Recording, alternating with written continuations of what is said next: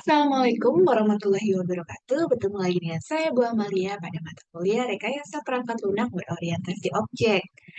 Pada pertemuan kali ini, kita akan membahas tentang sequence diagram ya.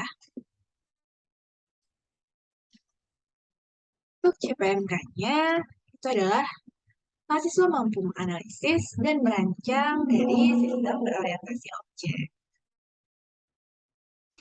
Kita harus cari tahu dulu nih pengertian dari sequence diagram. Sequence diagram itu berupa visual coding atau perancangan dari suatu sistem awalnya. Jadi diagram ini secara khusus akan berasosiasi dengan use case diagram. Jadi kita akan lihat ya, kan kita sudah cari tahu nih kemarin use case diagram itu, tata cara pembuatannya juga kalian sudah pelajari. Karena di sequence diagram itu dia merubah atribut atau metode pada kelas yang telah dibentuk oleh kelas diagram. Bahkan bisa menciptakan sebuah kelas baru ya teman-teman. Jadi biasanya sequence diagram ini akan memodelkan deskripsi tentang sistem yang ada pada sebuah atau beberapa use case yang menggambarkan hubungan antara aktor dan use case-nya. Kemudian logika dari metode-metode yang digunakan, kemudian logika juga dari servisnya seperti apa. Contohnya ya, di sini ada komponen dari sequence diagram. Yang pertama ada aktor. Ini hampir mirip ya dengan di use case diagram, yaitu menggambarkan seseorang atau sesuatu yang berinteraksi langsung nih dengan sistem.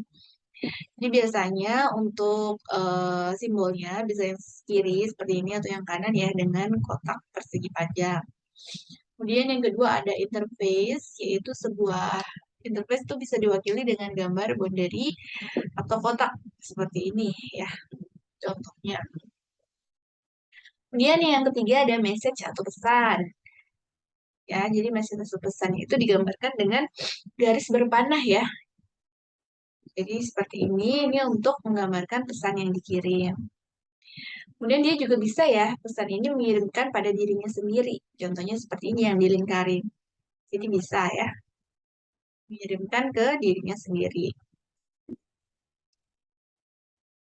Kemudian message antar box yang berupa aktor, maka message diberikan dengan label yang menggambarkan komunikasi atau user interface. Jadi message-nya itu biasanya digambarkan dari arah kiri ke kanan, ya. Kemudian label pada message atau tadi yang panahnya itu diberikan keterangan ya.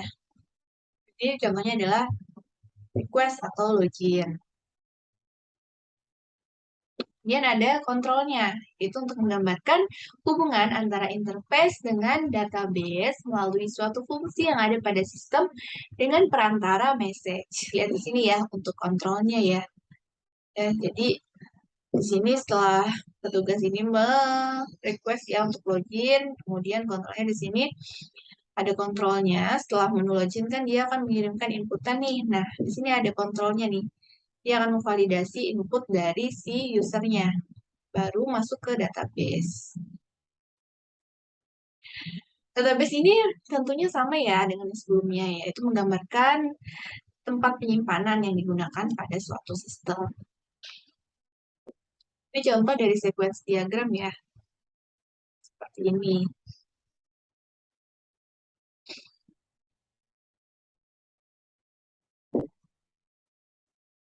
Oke, ini juga contoh yang selanjutnya dari sequence diagram.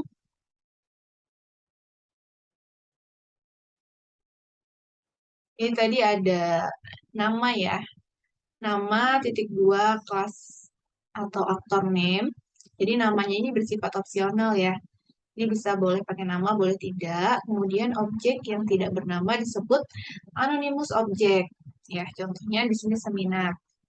Kemudian box berupa kelas, aktor, atau use case itu tidak perlu digarisbawahi ya teman-teman. Seperti ini.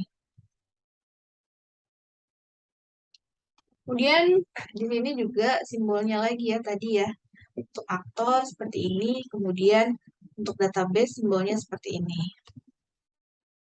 Message atau pesannya juga tadi anak panah ya, bisa mengirimkan untuk dirinya sendiri juga.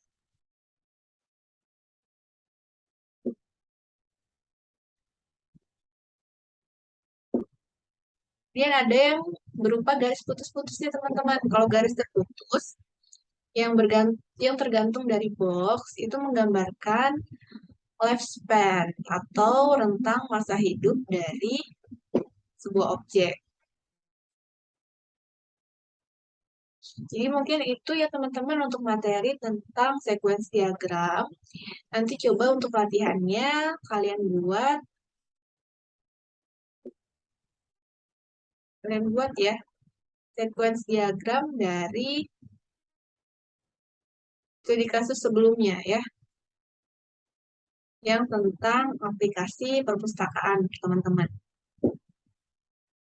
Jadi nanti pada pertemuan di kelas kita akan lanjutkan materi tentang kelas diagram dan kita akan bahas bersama-sama bagaimana cara menggambarkan kelas diagram tersebut. Mungkin seperti itu dulu ya teman-teman materi untuk hari ini. Kurang lebihnya saya mohon maaf. Saya tutup semuanya. Wassalamualaikum warahmatullahi wabarakatuh.